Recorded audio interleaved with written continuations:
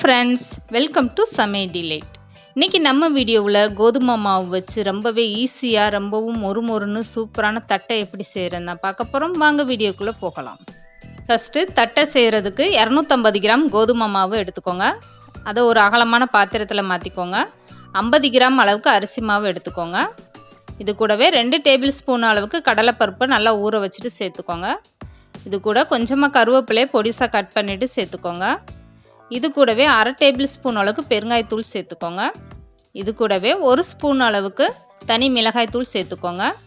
தட்டைக்கு தேவையான அளவு உப்பு சேர்த்துக்கோங்க. இவ்வளோதான் தட்டைக்கு நம்ம சேர்க்கக்கூடிய பொருட்கள். ஃபஸ்ட்டு இந்த மாவு எல்லாமே நல்லா மிக்ஸ் பண்ணி விட்டுறலாம். இதுக்கப்புறம் நம்ம கொஞ்சம் கொஞ்சமாக தண்ணி சேர்த்துட்டு மாவு பிசைய ஆரம்பிக்கணும். நீங்கள் தண்ணி ஒரேதாக சேர்த்துறாதீங்க, கொஞ்சம் கொஞ்சமாக சேர்த்துக்கோங்க. நம்ம மாவு பதம் சப்பாத்தி மாவு பிசைஞ்சால் எப்படி இருக்குமோ அந்த அளவுக்கு இருந்தால் போதும். ரொம்ப தண்ணி போயிடக்கூடாது, எண்ணெய் குடிக்க ஆரம்பிச்சிரும். அதனால் தண்ணியை கொஞ்சம் கொஞ்சமாக நீங்கள் தெளிச்சுட்டு சப்பாத்தி மாவு பதத்தில் பிசைஞ்சு எடுத்துக்கோங்க. இந்த மாவு கூடவே 4 டேபிள் ஸ்பூன் அளவுக்கு எண்ணெய் சேர்த்துக்கோங்க. நம்ம கையில் ஒட்டாமல் வர்றதுக்காக தான் எண்ணெய் சேர்க்குறோம். மாவு பிசையும் போது எப்போவுமே கையில் ஒட்ட ஆரம்பிச்சிரும். இந்த மாதிரி நீங்கள் எண்ணெய் சேர்த்துட்டு மாவு பிசைஞ்சிங்கன்னா கையில் ஒட்டாமல் ஈஸியாக வரும். பாருங்கள், சூப்பராக நம்ம நல்லா மாவு பிசைஞ்சாச்சு. இந்த அளவுக்கு டைட்டாக இருக்கணும். கொஞ்சம் தண்ணி கூட்டிட்டாலும் மொறுமொறுப்பு வராது நம்மளுக்கு. இப்போ தட்டைக்கான மாவு நம்மளுக்கு ரெடி ஆயிடுச்சு. இதை ஒரு சப்பாத்தி கல்லில் போட்டுட்டு நல்லா பிசைஞ்சு கொடுத்துருங்க. கையில் ஒட்டுனா கொஞ்சமாக நீங்கள் எண்ணெய் சேர்த்துக்கலாம். மாவு இந்த அளவுக்கு கண்டிப்பாக டைட்டாக இருக்கணும், பார்த்தா நம்மளுக்கு கிறிஸ்பியாக வரும். இதை இப்போ கொஞ்சம் கொஞ்சமாக சின்ன சின்ன உருண்டைகளாக பிரித்து எடுத்துக்கலாம். சப்பாத்தி மாவு அளவுக்கு உருண்டைகளாக பிரித்து எடுத்துக்கோங்க. அதை காட்டிலும் கொஞ்சம் கூடுதலாக எடுத்துக்கோங்க. சப்பாத்தி உருண்டையை காட்டிலும் கொஞ்சம் கூடுதலாக எடுத்துக்கோங்க.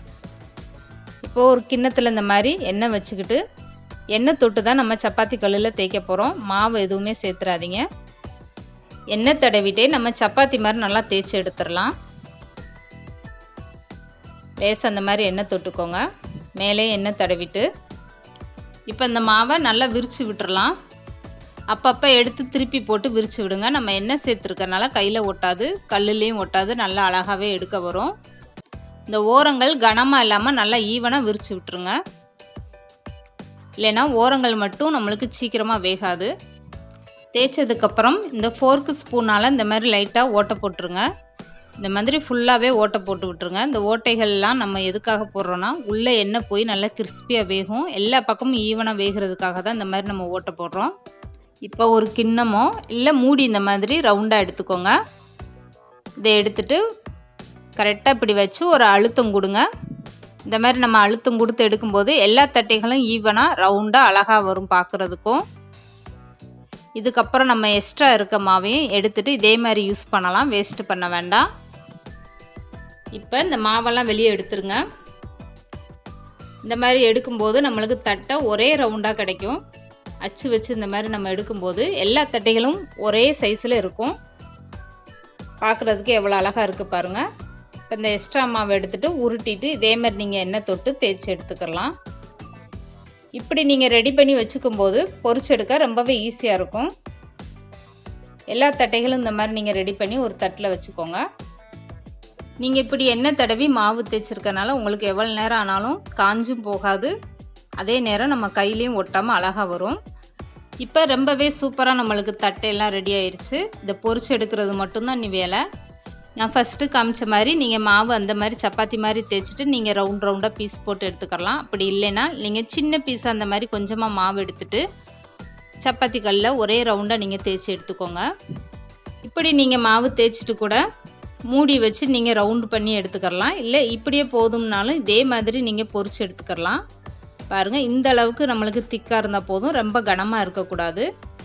இப்படி எல்லா தட்டையுமே நம்ம ரெடி பண்ணி எடுத்து வச்சிட்டோம்.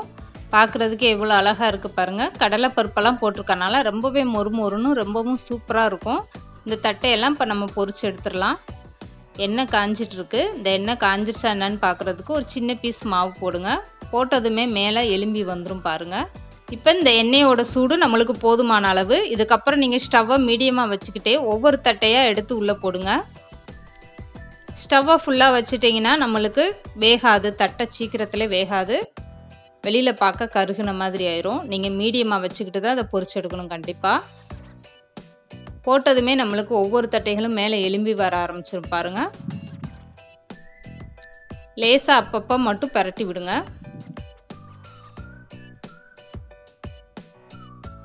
இதை நீங்கள் சூடோடு எடுக்கும்போது உங்களுக்கு கோதுமை மாவு கலரில் தான் இருக்கும். ஆறுனதுக்கப்புறம் பார்த்தீங்கன்னா ரொம்பவே கலர் சேஞ்ச் ஆகி சாப்பிட்றதுக்கும் ரொம்பவே டேஸ்ட்டாக இருக்கும். இந்த தட்டைக்கு அரிசி மாவெல்லாம் நம்ம சேர்த்துருக்கனால ரொம்ப மொறுமொறுன்னு ரொம்பவும் சூப்பராக இருக்கும். பார்க்குறதுக்கு இப்போ இந்த கலரில் இருக்குது நம்மளுக்கு தட்டை. இது ஆறுனதுக்கப்புறம் இன்னும் கலர் சேஞ்ச் ஆகி ரொம்பவே பார்க்கவும் அழகாக இருக்கும். சாப்பிட்றதுக்கும் ரொம்பவே டேஸ்ட்டாக இருக்கும். எல்லா தட்டையும் இந்த மாதிரி நல்லா எண்ணெய் வடிச்சிட்டு எடுத்துருங்க. ரொம்பவே சூப்பராக கோதுமை மாவு வச்சு ரொம்பவும் ஈஸியாக எப்படி தட்டை செய்கிறேன்னு இன்றைக்கி வீடியோவில் பார்த்துருக்கோம். இந்த வீடியோ பிடிச்சிருந்தா லைக் பண்ணுங்கள், ஷேர் பண்ணுங்கள், மறக்காமல் சமையல் டிலைட் சேனலை சப்ஸ்கிரைப் பண்ணுங்கள்.